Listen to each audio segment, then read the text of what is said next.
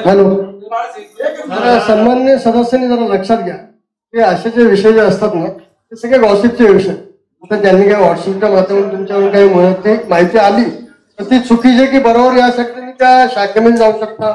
आणि हे जे तुम्ही स्पष्टीकरण जे मागताय त्यांनी जो संयम ठेवलाय ते संस्कारी लोकांचं लक्षात. या सगळ्या गोष्टी भांडायच्या आहेत, तळावरची भांडणं.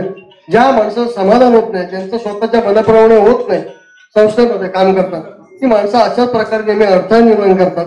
आपण त्यांचे दुर्लक्ष करा. हा अर्थ तुमच्या समोर आहे ना, हा अर्थ तुमच्या समोर आहे. याच्यावर तुम्हाला केवढं काय चुकीचं वाटलं या एजंटच्या माध्यमातून तुम्ही काय ते विचारू शकता. आणि कर्ज घेताना लोक गोड बोलतात. कर्ज फेडायची ज्यावेळी वेळ येते तर त्यांनी ठरवलं असं की आम्हाला कर्ज फेडायचंच नाही, मग ते त्यांच्या पुढचे हे सगळी पायरी असते. संस्थेची बदनामी करणे त्यांना काय फरक पडत नाही, कारण त्यांच्या ठेवी त्या ठिकाणी नसतात. त्यांनी कर्ज घेऊन ते परागंद झाले. आपल्या ठेवी त्या ठिकाणी आहेत, त्या सुरक्षित राहण्यासाठी आपला ट्रस्ट त्यांच्यावर ठेवा. आणि ही जी मंडळी काय असे उगाच आलेली नाही तो, आणि यांची मी भलामण करणारा माणूस, मी तटस्थ माणूस आहे. ते सगळी तज्ञ मंडळ आहेत, अभ्यासू मंडळ आहेत. आणि म्हटलं तर पैशावाला एखादा माणूस समजा अध्यक्ष झाला त्याचे काय वाव आहे, त्याचे कनेक्शन तुमच्या चांगल्या ठिकाणी असतात, त्याच्या एफडी ठेवण्यासाठी तो त्याचा वापर करतो. संस्थेची पद त्यांच्यामुळेच वाढत असते आणि पैसा कमवणं सोपं नाहीये हे लक्षात घ्या.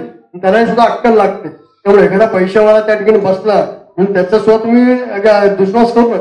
एका तज्ञ म्हणत CS साहेब आमचे अनेक चुकीच्या मार्गाने ते सुद्धा भयंकर पैसा कमवू शकतात. पण तुम्ही त्यांचा एक असा अनुभव घेतलाय की त्या कायद्याच्या चौकटीतच काम त्यांची कोणत्याही प्रकारे कोणी स्तुती करत नाही.